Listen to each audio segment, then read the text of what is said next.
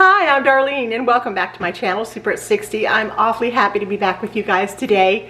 I want to share with you a special recipe. It belonged to my mother. It's called a French coffee cake. It is one of the most decadent, beautiful, delicious, moist cakes you will ever bake. It's one of those cakes that you would see at a very, very fine, exclusive recipe, maybe a restaurant or a bakery somewhere, where you could send away for it and you would get it, to come to your house, and it's just so good that it doesn't matter what price you put on it, it's that good. Well, that's how you can have that kind of bakery experience in your house with this recipe. Here's the recipe card right here. It's got the date 1976 on it. And it's my handwriting. It's not even my mom's handwriting. And I'm going to tell you a little bit about that because it has a very cute story.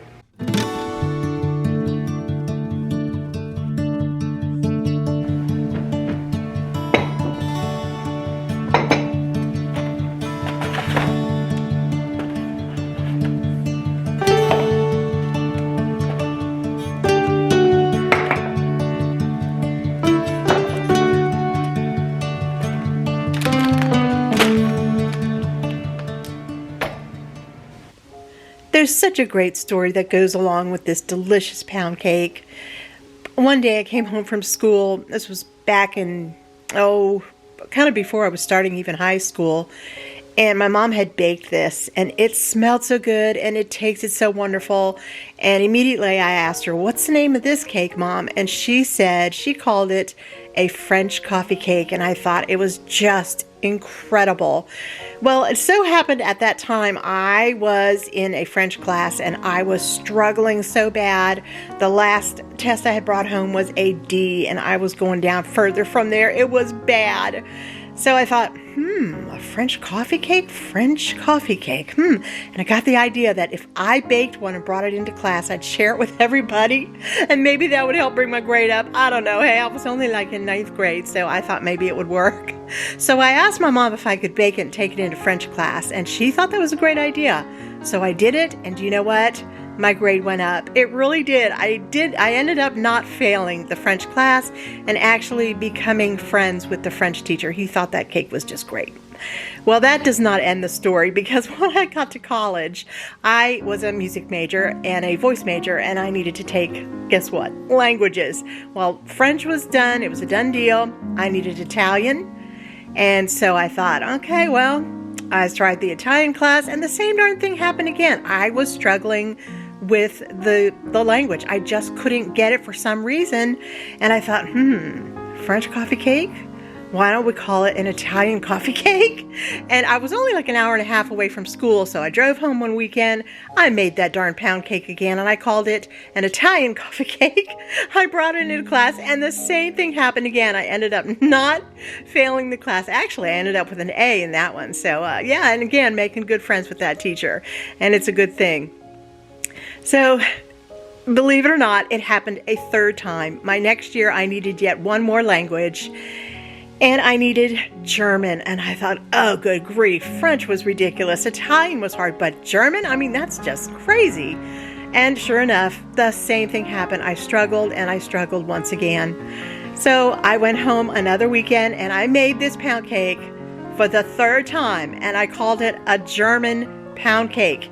Came back into class. Different teacher. They were so impressed with this German pound cake, and they, I cut it up and passed it around the classroom, and the teacher just thought it was out of this world. And sure enough, I walked away with an A also, and I will have you know that I did graduate cum laude in college. So yeah, that pound cake has made the rounds.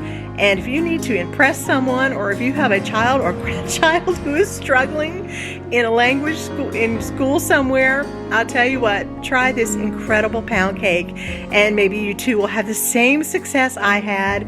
Not only is it an A plus on a report card, but it is an A plus in your tummy. It is so delicious. It's very rich. It's very dense. It's very moist. It is, you just put it in your fingers and just squeeze it, and you can just see the butter in it.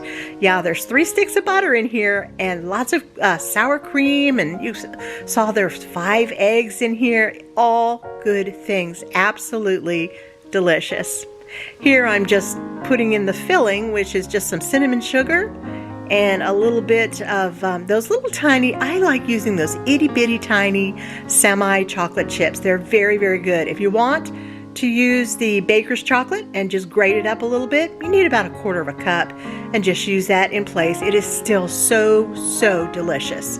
And a little bit of cinnamon sugar right on top will just make this extra, extra special. Now my oven is preheated to 350 degrees and I'm going to put it in there for about 45 minutes. That should do it. Just test it with a toothpick and you're done. While that cake is baking, my doorbell just rang and guess who's here? Hello! Well, look who's here to see Alma! Hi, buddy! Oh, and aren't those gorgeous? Oh, Sonia, thank you. Sounds like a pet store in there, doesn't it? Say hi! Hi, Alma! Who's in there? All right, you can open the doors. Let them out, here they come.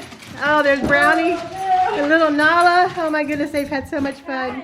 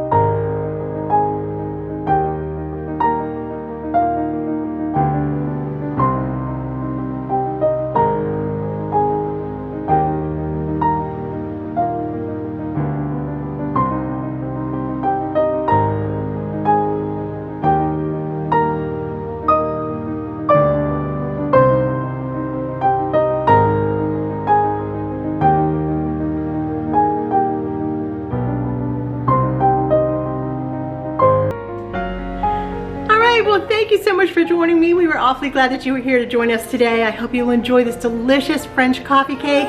You name it, anything you want. And my little friend here, my precious little grandson, is gonna say bye-bye. Can you say bye-bye? Wait, bye-bye. Bye-bye. Yeah, it's that big boy. We'll see you soon. Bye now, and Lord bless. Perfect! Perfect on take one. Good job. Aw.